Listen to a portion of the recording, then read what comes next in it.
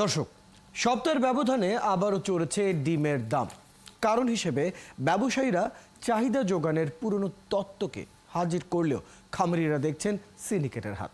আবার উৎপাদন কমে যাওয়ায় কথাও বলছেন কেউ কেউ। আসলে কেন বাড়ছে ডিমের দাম, এ নিয়ে আলাপে যেতে চাই। সাথে আছেন ক্যাবের ভাইস প্রেসিডেন্ট এস নাজির হোসেন।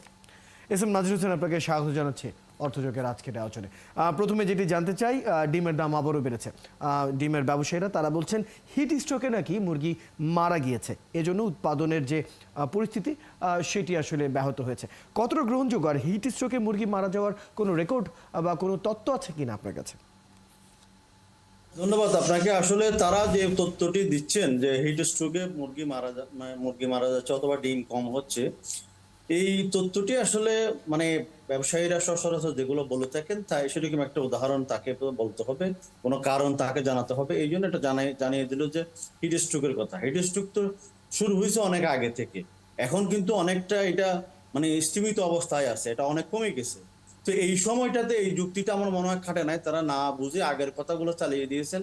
তবে যেটা ফিল করি ঈদ কোরবানির ঈদের আগে আগে থেকে ধরেন ডিমের চাহিদা একটু কম, তারপরে এরপরও কিন্তু চাহিদাটা কম। তো চাহিদা কম হলেও এখন উল্টা হলো দামটা বেড়ে গেছে।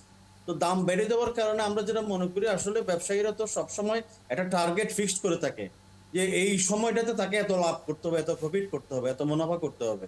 এই মুনাফাটা অর্জনের জন্য তারা কিন্তু এরকম প্রতিনিয়ত বিভিন্ন অজুহাতকে দাঁড় করিয়ে, যেটা খাটুক আর না খাটুক, তারা দাম এই সংকটগুলি করে। আপনি দেখেছেন এর আগে কোরবানির ঈদের আগেও কিন্তু অনেক জায়গাতে কোল্ড স্টোরেজে ডিম স্টোরেজ করার ঘটনা কিন্তু ভোক্তা সংরক্ষণ অধিদপ্তর তারা অভিযান পরিচালনা করে বের করে নিয়ে আসছে।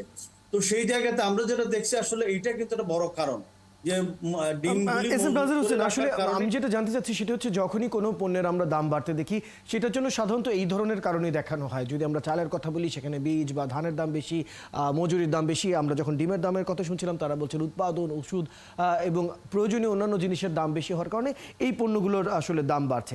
এই যে তারা যখন এই কারণগুলো যখন দেখাচ্ছে, এই কারণগুলো কতটা ঠিক বা বেঠিক, এইটি খতিয়ে দেখার কোনো সুযোগ আছে কি? না, এইটা তো আমরা বলছি এটা খতিয়ে দেখা উচিত। কারণ হচ্ছে তারা যেভাবে হোক, রং আর রাইট যেটাই বলুক, একটু আলোচনা যদি হয় যে আসলে সেটা, তখন কিন্তু বিষয়টা সত্যতা নিশ্চিত করা যায়।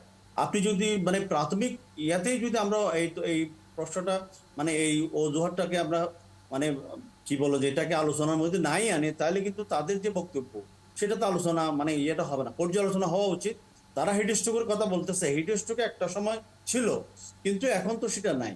তবে অজুহাত যদি ধরেন এটাকে অ্যানালাইসিস করে যদি সত্যতা বের করা যায়, তখন যদি এটা প্রমাণিত না হয়, তাহলে কিন্তু সেটার বিরুদ্ধে তাহলে সেই ক্ষেত্রে নাজির হোসেন, এই যে এই তথ্যগুলো অ্যানালাইসিস বা পর্যবেক্ষণ বা যথাযথ রয়েছে কিনা কারণগুলো, এটি আসলে দেখার কাজটি কার বা এই দায়িত্বটি কার কাছে?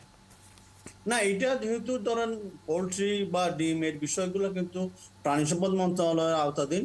আমরা দেখছি যে এই যে দামের বিষয় অথবা সংকটের বিষয়, এই সময়টাতে প্রাণী সম্পদ মন্ত্রণালয় অথবা প্রাণী সম্পদ অধিদপ্তর তারা কিন্তু আসলে নীরব ভূমিকা পালন করছে। যার কারণে এখানে টেকনিক্যাল যে মানে কি বলবো যে টেকনিক্যাল যে থিঙ্কিং গুলো যেগুলো দেওয়ার কথা, বিশ্লেষণ যেটা দেওয়ার কথা, এটা কিন্তু অনেক জায়গাতে ঘাটতি থেকে যাচ্ছে। নাজির হোসেন, অনেক দেশে তো আমরা দেখেছি আসলে সরকারি নানা প্রতিষ্ঠান এরকম নানা দিক আসলে যাচাই বাছাই করে থাকে। এছাড়াও বেসরকারি কিন্তু বেশ কিছু প্রতিষ্ঠান রয়েছে যারা অ্যাক্টিভলি এই ধরনের কাজগুলো করে থাকে, যে কোন পণ্যের দাম কত বাড়লো, কতটুকু উৎপাদন হলো, কতটুকু উৎপাদন হলো না, কেন হলো না, আগামী 10 বছরে কেমন হবে, গত 10 বছরে কেমন ছিল। এরকম সংগঠনগুলো আমাদের এখানে কতটা কার্যকর?